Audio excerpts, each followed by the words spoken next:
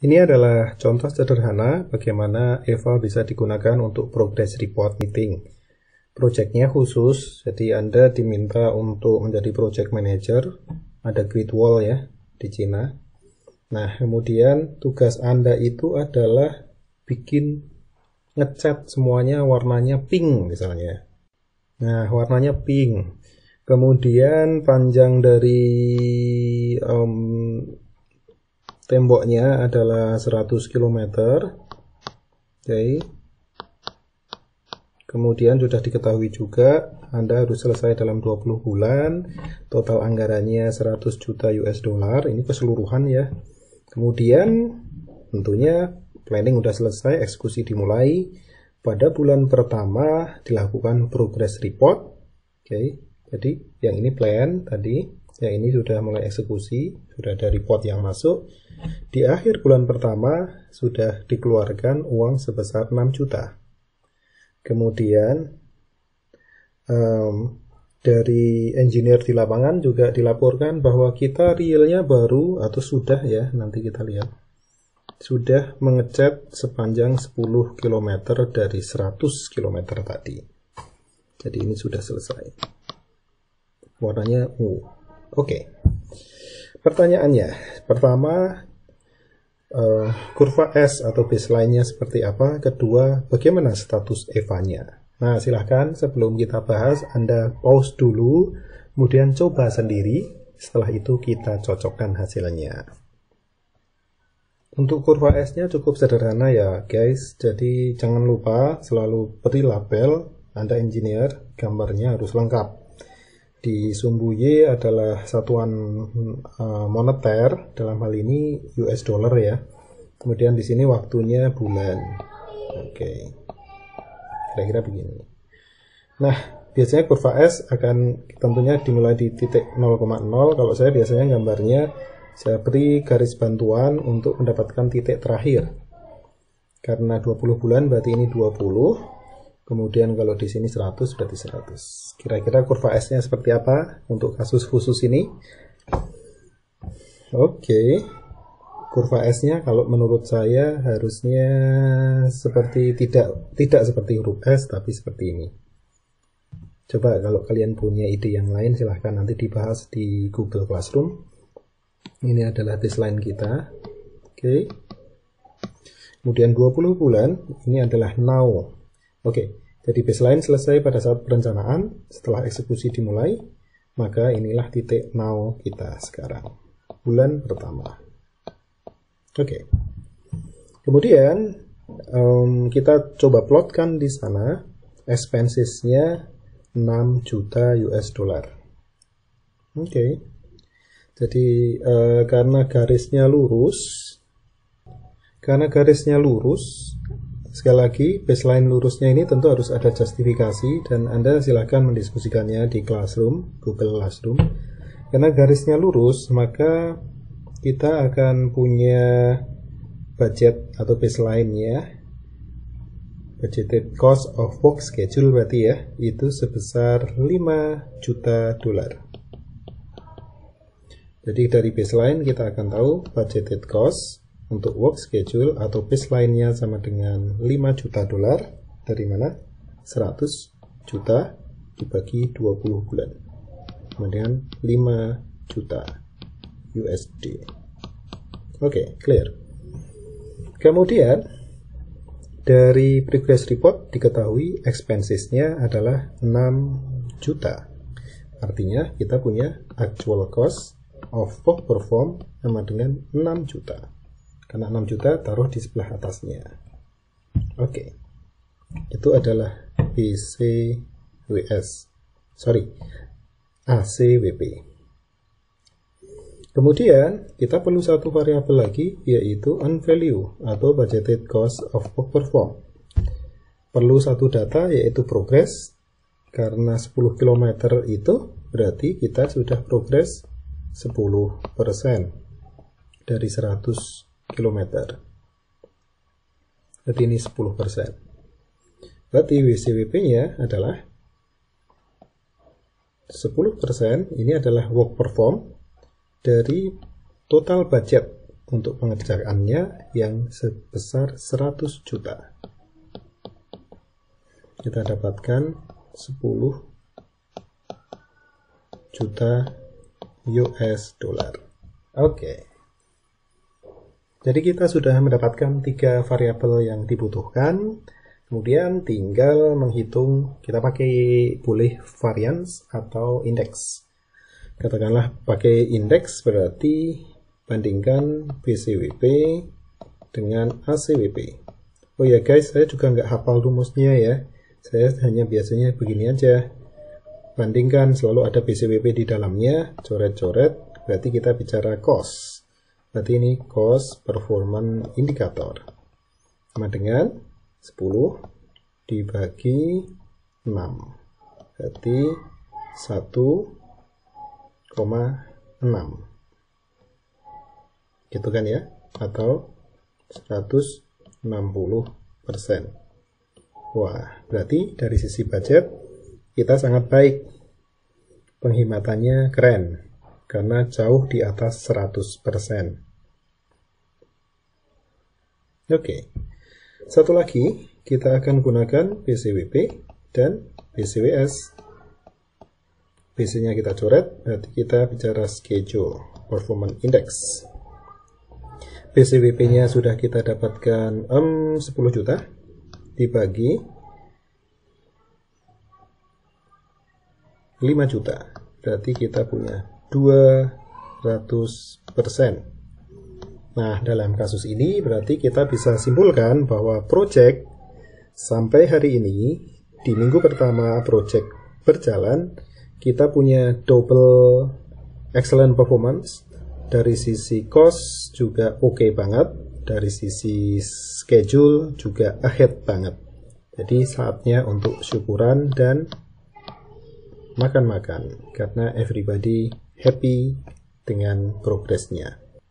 Kira-kira itu contoh sederhananya. Kemudian di slide berikutnya ini hanya beberapa penjelasan yang sudah saya deskripsikan di awal.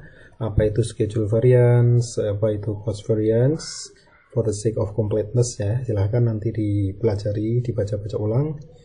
Kemudian kalau dalam bentuk graphical kira-kira seperti ini ya, variance itu. Ingat, varian nggak ada hubungannya dengan standard deviation di statistik. Oke, kalau digrafikan seperti biasa, sumbu Y-nya adalah moneter dan di sini waktu. Kemudian kita punya unvalue BCWP di sini. Kemudian ini actual. Oke, maka perbandingannya kita sebut sebagai gap-nya adalah schedule variance. Kemudian BCWP, antara BCWP dan actual itu kita sebut schedule variance. Salah lagi. Disebut cost variance. Sementara BCWP dengan schedule kita sebut sebagai schedule variance. Kita sudah pelajari tadi. Nah, ini saya tidak akan bahas lebih detail, tapi Anda harus bisa. Apa yang ada di slide ini adalah saat kita bicara schedule variance, dari hitung-hitungannya, kita akan mendapatkannya schedule variance itu dalam satuan rupiah, atau dolar, atau euro, atau yang lain, atau yen, begitu. Yang menjadi agak tidak intuitif untuk praktisi. Berapa sih proyekmu terlambatnya? Terlambatnya 500 juta dolar. Apa artinya? Terlambat kok satuannya 500 juta dolar ya. Kamu ahead schedule berapa?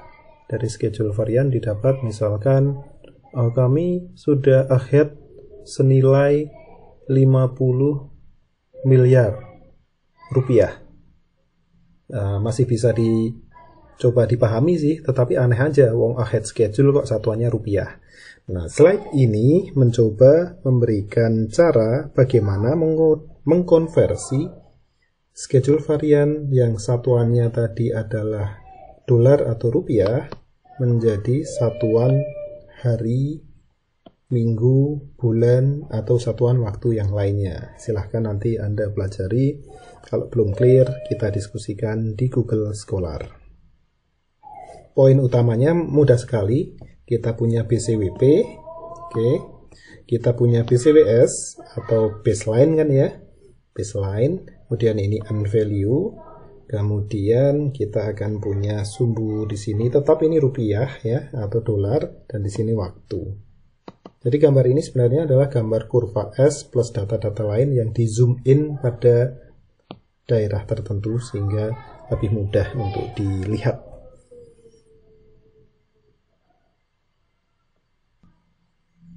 Nah, ini untuk yang perhitungan indeks tadi. Oh ya, satu hal yang belum saya sampaikan tadi adalah saat Anda sudah punya schedule performance dan indeks dan cost performance index, Anda akan bisa menurunkan satu persamaan lagi, yaitu gabungan antara SPI dan CPI yang namanya CSI, Cost Schedule Index.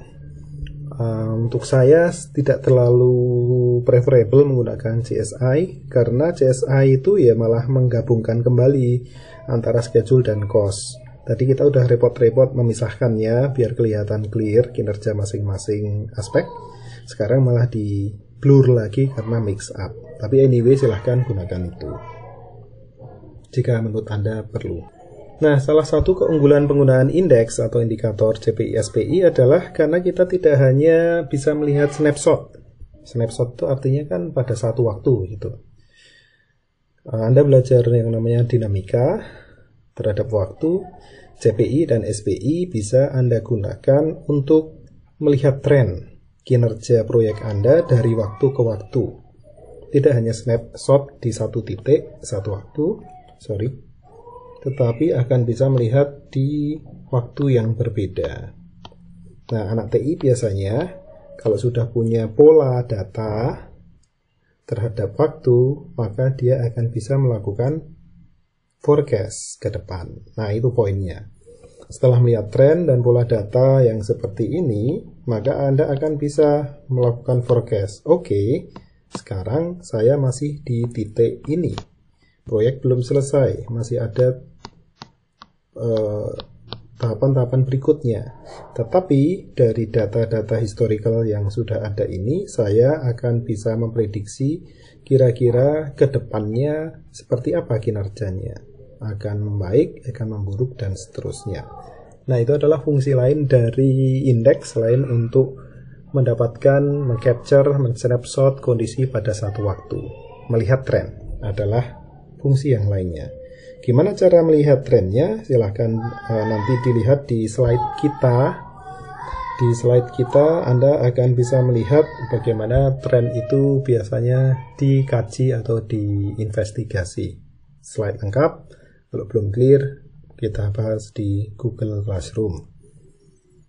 Di sini saya menyertakan, kalau tidak salah, 2 latihan ya, slide ini dan slide berikutnya. Silahkan dicoba dikerjakan sendiri, tidak dikumpulkan. Setelah itu, kita coba bahas di Google Classroom. Ini salah satu contoh ujian waktu itu. Sekian tahun yang lalu, jadi saya kasih gambar kurva S seperti yang ada di sini. Kemudian ini now-nya ya, bulan kedua ini now. Kemudian ini baseline seperti biasa. Kemudian ini actual expenditure atau actual cost of work performed, istilah kita yang baru. Dari sini coba Anda jawab 3 hal ini. 1. Ada 5 fakta loh yang bisa kita ceritakan dari grafik kurva S yang sederhana ini. Kedua, coba buat 2 interpretasi yang bertentangan terkait dengan kondisi di now ini dengan menggunakan kurva S tradisional. Karena membingungkan, kemudian kita cari data satu lagi, nomor 3, yaitu progress sebesar 40% pada bulan kedua, sehingga Anda bisa menghitung CPI, SPI, CV, SV. Silahkan dicoba semuanya. Ini latihan pertamanya. Kemudian untuk latihan kedua, ini murni tentang unvalue analysis, sedikit lebih complicated dari contoh kita yang tadi dibahas terkait dengan grid wall yang pink. Silahkan Anda lihat, ada sebuah proyek, hanya 4 aktivitas. Aktivitas A, B, C, D masing-masing sudah ada durasinya dan ada relationship antarnya. Kondisi saat ini progress report ada di now ini minggu. Kemudian ada tabel yang menunjukkan berapa budget untuk masing-masing aktivitas. Otomatis Anda bisa ngitung jumlah totalnya juga. Ini laporan dari lapangan, harap diperhatikan dengan hati-hati karena yang namanya laporan dari lapangan bisa jadi salah. Kemudian ini laporan dari tim accounting kita terkait dengan deal pengeluaran masing-masing aktivitas. Kemudian silahkan Anda coba bikin kurva S, kemudian masing-masing dari 3 variabel ini untuk minggu ketiga, dan tentunya Anda bisa hitung CPI, SPI, serta interpretasinya. Kesimpulannya nanti apakah kita makan-makan atau harus melakukan hal lain untuk kontrolnya. Oke. Kemudian untuk kalian, slide lengkap kita memberikan jauh lebih banyak dibandingkan dengan yang kita bahas di YouTube ini. Beberapa hal yang harus dipelajari sendiri. Satu, cari di sana ada caveat gitu ya. Hati-hati dalam menggunakan SPI saat sebagai alat audit. Coba Anda track di slide itu, di materi Anda bagian mana yang membahas itu. Kedua, tidak kita bahas detail, tadi sudah saya highlight sedikit. Gimana cara menggunakan SPI, CPI terutama ya, untuk proyeksi ke depan. Dan yang ketiga adalah contoh soal yang baru saja saya berikan di slide sebelumnya. Oke, untuk materi unvalue analysis cukup sampai sekian. Tetap semangat, stay healthy, stay safe. Kita tutup. Oh, pantun dulu ya, pantun. Untuk pantunnya yaitu pergi ke pasar rame-rame. Oh, nggak boleh dong, sekarang kan sedang COVID-19 ya, jadi nggak jadi. Dengan pantunnya kita tutup. Assalamualaikum warahmatullahi wabarakatuh.